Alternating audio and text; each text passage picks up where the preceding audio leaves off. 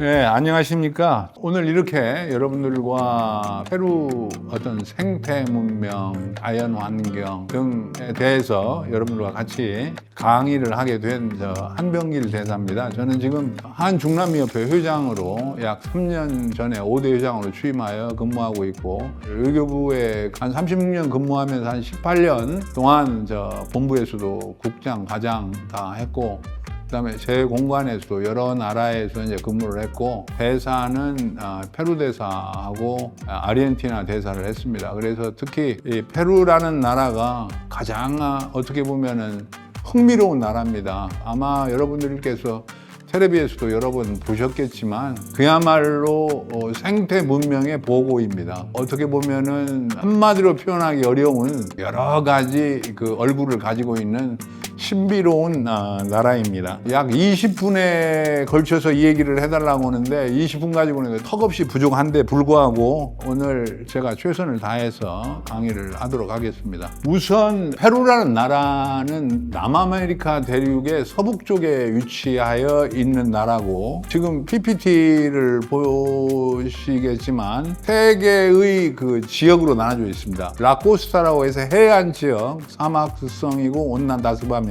그 다음에 안데스 산맥이 국토의 중심부를 관통하고 있어서 이 지역을 산악지대라고 합니다. 스페니쉬로 라시에라.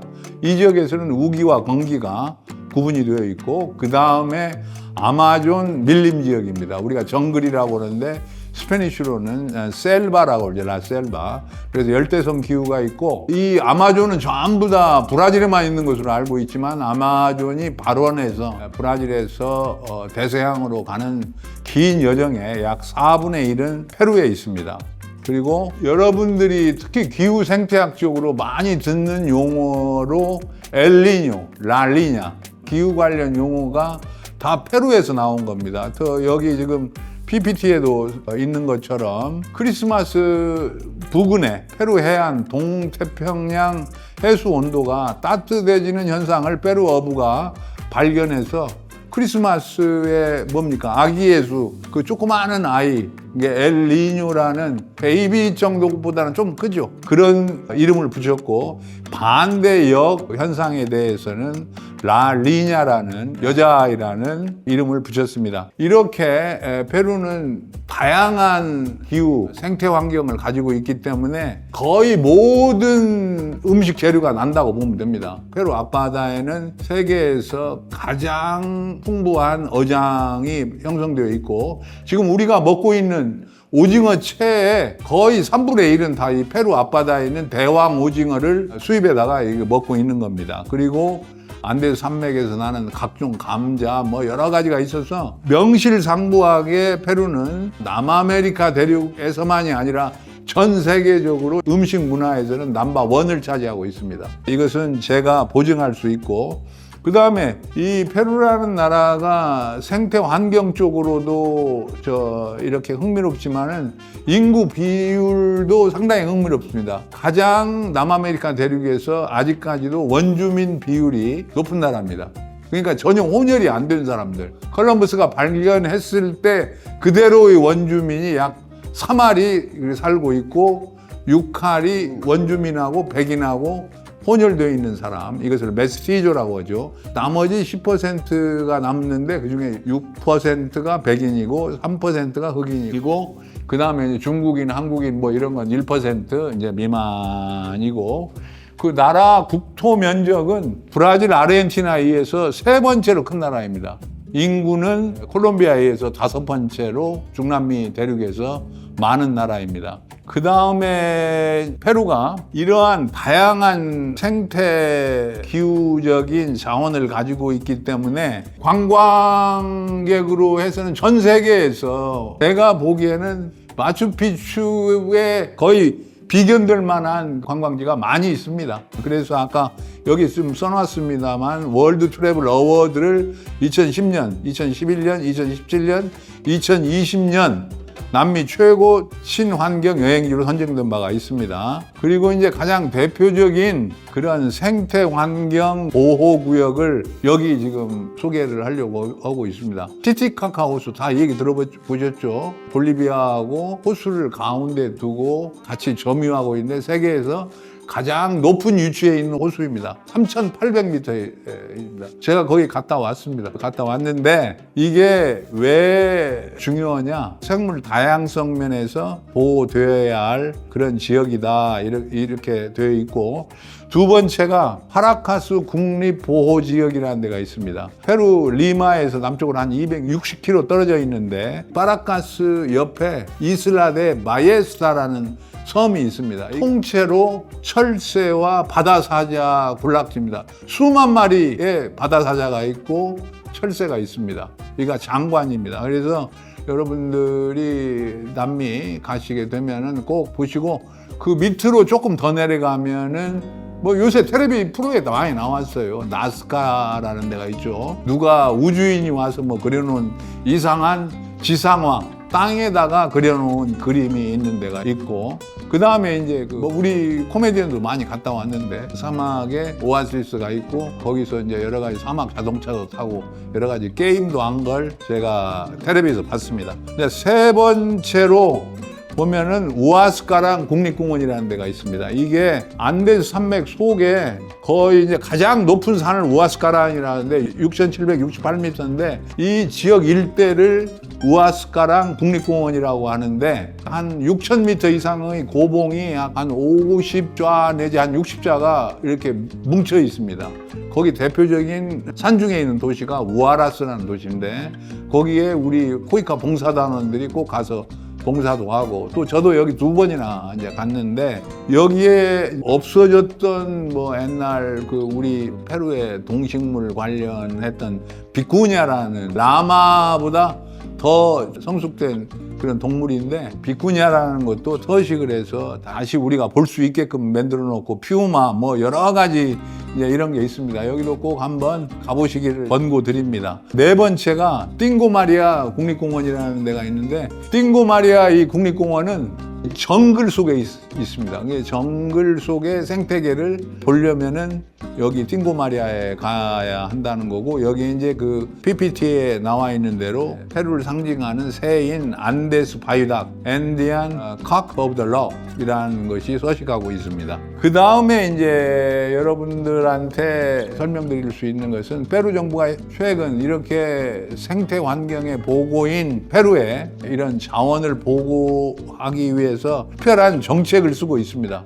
지금 페루는 여기 PPT에 있는 대로 생물 다양성의 측면에서 세계 4대 대표적인 국가입니다.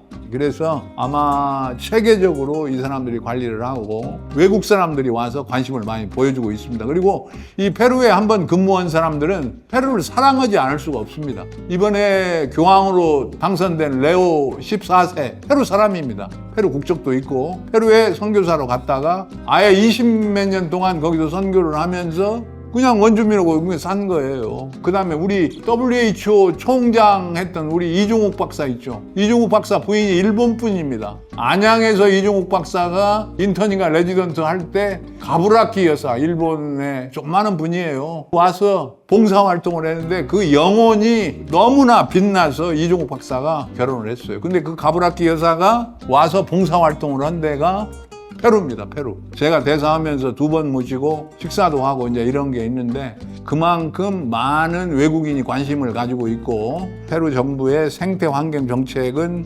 비교적 선진국 수준으로 잘 보존되어 있다는 것을 말씀드리고, 그 다음에 이제 그 PPT에서 보는 대로 페루 정부는 UN 지속 가능한 개발 목표 UN SDGs에서 경제 성장, 사회적 포용, 환경 보존의 균형 등을 보장하는 것을 목표로 확정했으며, 이것은 경제적, 사회적, 환경적으로 3중 지속 가능성을 의미한다고 이게 볼 수 있습니다. 그리고 이제 이러한 페루의 생태 환경적인 것을 보호하기 위해서 페루 정부가 이 PPT에 있는 대로 2021년 7월 달에 2030 국가 환경 정책 Política Nacional de Ambiente al 2030라는 것을 최고 법령 데크레토 수프레모로 이 공표를 했습니다. 그래서 이런 환경 정책 면에서는 가장 그 남미 국가들 중에서 어떻게 선진적으로 관리를 하고 있다고 이렇게 볼 수가 있습니다. 그 외에 페루라는 나라가 굉장히 복잡한 역사를 가지고 있고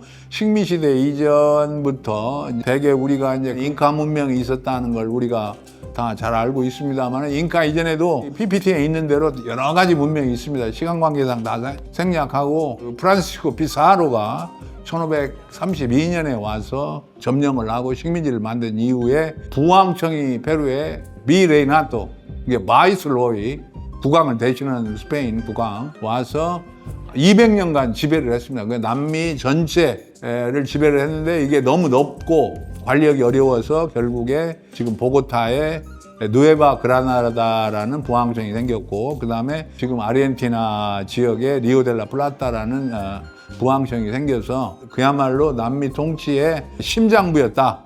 그 다음에 이제 페루 역사는 그 이후에 페루가 금방 독립을 한 게 아니고 그 나폴레옹 전쟁 이후 스페인 본국 지배가 어려워지니까 그리고 나폴레옹이 자기 형을 갖다 스페인 국왕도 만들어 놨잖아요. 그래가지고 뭐 여러 가지 이제 그 와중 중에 식민지에 있는 백인들이 크리오요라고 그러죠. 크리오요들이 스페인 사람 싫다. 우리를 통치하겠다. 셀프 디터미네이션. 이제 백인끼리의 민족 자결주의예요. 이것이 이제 독립입니다. 이게 1821년에 남미 독립운동의 영웅인 산마르틴과 스페인 총독 또래 따글레가 함께 스페인을 이제 독립시켰다는 거고 그 이후에 여러 가지 이제 그 격변의 기가 있는데 이제 혹시 여러분들 중에 페루 역사를 잠깐 알고 싶은 분은 이 PPT 제가 이거 다 중남미 연구소에 놓고 가니까 이거 쭉 보세요. 이거 지금 다 굉장히 흥미로운 내용이 많은데 여기 다 생략하고 최근에 와서 일본계 알베르토 후지모리라는 사람이 10년간 페루를 통치했습니다. 근데 결국에 이 사람이 수레에 연결돼 가지고 결국에 막 여러 가지 우여곡절이 있었는데 결국에 페루에 와서 수감되었다가 다시 풀려나서 이제 죽었고 직전에 자기 딸이 태권도전 2번이나 했죠. 근데 이제 패해가지고 지금 이제 마지막 유사이 대통령, 바로 전 대통령 가시오라는 사람하고 결선 투표에서 졌어요. 져가지고 지금은 일본의 영향력이 많이 줄어들었는데 일본은 메이지 유신 때 직후에 페루와 국교도 수립하고 많은 인연이 있고 그 다음에 중국도 19세기 중반에 노동자들이 페루에 와서 사탕수수반에서 고용돼서 많은 교류가 있었습니다. 그렇지만 우리는 1963년에 수교하고 아직은 뭐 그런 두 나라, 동양 두 나라에 비해서 역사는 짧지만 아주 지금 활발하게 이렇게 하고 있다는 것을 말씀드리고 페루 나름대로 중남미 외교의 중심 역할을 한답니다. 그리고 비동맹 운동의 하나의 그 상징적인 축이었고 1975년에 페루 비동맹회의에서 우리하고 북한하고 같이 비동맹회의에 들어가려고 했는데 우리는 떨어지고 북한만 들어가서 그때 유명하게 당시 외무장관이었던 김동조 장관이 경질됐죠. 박성진 장관으로. 그 다음에 여기 쭉 이렇게 비동맹운동 이런 거 다 적어놨고 현재 페루는 이 사회 자체가 이중구조로 되어 있어요. 혼혈 메시지와 원주민이 85%의 인구를 장악하고 있지만 경제력은 백인 6%가 완전히 가지고 있는 이중경제 구조입니다. 그런데 과거에 많은 이제 백인들이 이제 불법을 저지르고 했는데 유사히 그 전부 다 아주 유일한 나라죠. 대통령까지 다 기소해가지고 줄줄이 지금 재판에 회부하고 뭐 하나는 정치적 망명 떠나고 이제 이런 역동적인 나라입니다. 20세기 초부터 정치적으로 범아메리카 인민혁명동맹 아프라 아야델라 또레라는 사람이 만들었는데 그 다음에 중남미 최연소 대통령 알란 가르시아 이 사람이 후에 대통령 했죠. 한국에 2번이나 왔어요. 제가 그때 모시고 그 다음에 최초 일본계 대통령도 배출했고 원주민 대통령 똘레도도 배출해서 변화의 진앙지인데 과거 대통령이 5대 브레흐트라는 브라질계 건설회사로부터 다 수뢰를 했어요. 수백만 불 뭐 이렇게 그게 다 폭로돼서 지금 정경이 여러 가지 어려운 그런 상황입니다. 페루의 국가적 자부심을 나타내는 국제적 저명인사 세사르 바예호, 이 사람은 지금 파블로 네루다가 칠레에 있다고 하는데 파블로 네루다보다 10배는 더 훌륭한 시인인데 일찍 죽어가지고 평가가 안 된 사람입니다. 그 양반의 시 중에 한가가 그 첫 문단이 이렇게 해서 시작해요.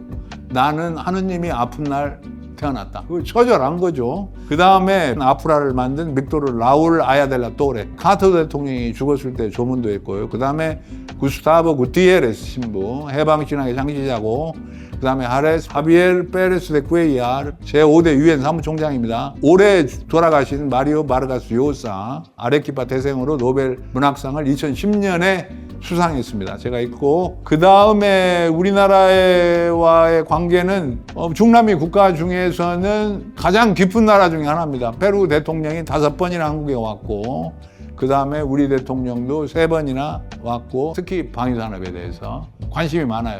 그래서 우리 지금 현대 로템, 한화, 그 다음에 LIG 다 군함, 잠수함 뭐 이런 거 전투기 팔려고 지금 잘 되어 있고, 우리나라하고도 FTA 이후에 통상 투자가 많이 진전되어 있습니다. 한때 많았을 때는 코이카 그 봉사 단원이 100명 가까이 있었습니다. 제가 했을 때. 마지막으로 여러분들이 생태 환경과 관련해서 앞으로 여행도 하시고 할 테니까, 페루의 주요 도시인데 여기 리마 그야말로 식민 시대 부항정 소재지고, 그 구시가지가 1991년 유네스코 세계유산에 등재되어 있습니다. 해변가에 있고 비라 플로레스라고 있고, 그 다음에 사랑의 공원이라는 것도 있습니다. 그러니까 가서 꼭 보시고, 그 다음에 마추픽추 관문인 쿠스코, 옛날 잉카 제국의 건축물을 볼 수가 있는 곳입니다.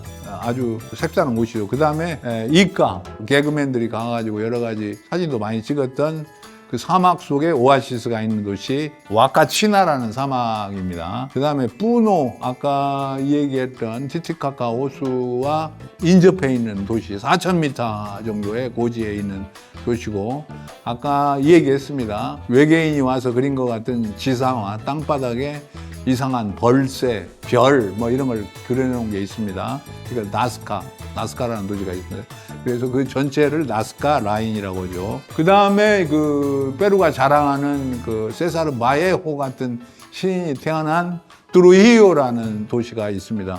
그 도시 인근에 태양과 다르 사원이라는 고대 문명 유적지가 있습니다. 꼭 한번 가보시기 바라고, 이 아레키파라는 제2도시가 있는데, 그 여러분들이 안데스 하면 나오는 꼰돌을 직접 볼 수 있는 가년대 꼴까라는 계곡 옆에 있는 도시인데, 노벨 문학상 수상했던 바르가스 요사의 고향입니다. 그 다음에 이키토스는 아마존 강 변에 있는 도시인데, 모든 문명과 단절해서 일주일이고 한 달이고 살 수 있는 랍쥐라는 것이 많이 건설되어 있습니다. 피라냐라는 그 약간 식인 고기도 잡을 수 있고 하는 아주 좋은 데인데, 가시면 한번 가보시기 바랍니다. 피우라라는 에콰도르에 있는 에콰도르 국경 도시가 있고, 땅나, 그 다음에 아까 이야기한 생태 관련 두 번째 파라카스라는 지역에 있는 파라카스라는 도시, 그 다음에 마지막으로는 찬차마이오라는 데가 있는데, 여기는 우리 한국인 정흥원이라는 사람이 아르헨티나 교포입니다. 이 사람이 마리오 정이라는 이름으로 시장에 당선돼서 2018년까지 했습니다. 안데스 산맥에서 제가 그 사람을 만나러 거기까지 갔어요. 대사 때. 그리고 찬차마이오를 지나면 그야말로 동화 속에 있는 도시 같은 옥사 빰빠라는 아주 이름도 예쁜 도시가 있는데, 독일인이 1891년에 개척하기 시작해서 한때는 이 사람들이 문명하고 단절되는 듯하게 살았는데, 지금은 약간 혼혈도 되고 이제 이렇다는 것을 말씀드립니다. 그 다음에 아까 이 얘기하는 우아스카랑 국립공원 속에 있는 중심지 우아라스, 그 옆에 차빈데 우안타르, 양가누코, 파스토 누리, 이런 게 다 유네스코 세계 유산에 등재되어 있습니다. 자, 이상으로 아주 주마간산이지만 생태 환경 관련 페루 강의를 마치고, 여러분들께서 페루에 대해서 더 관심이 있으면 중남미 연구소와 접촉을 해서 제 강의로 풀텍스트를 받아보시기 바랍니다. 하여튼 여러분들께서 다시 한번 우리와 아주 대척점에 있는 이러한 페루라는 나라에 대해서 관심을 가져주시고, 또 우리가 그야말로 모범적인 선진국으로 가기 위해서는 어떤 문명의 다양성, 우리보다 조금 뭐 GDP가 낮다고 해서 너무 이렇게 무시하고 이래서는 안 된다는 제 생각을 마지막으로 하면서 오늘 강의를 마무리하겠습니다. 감사합니다.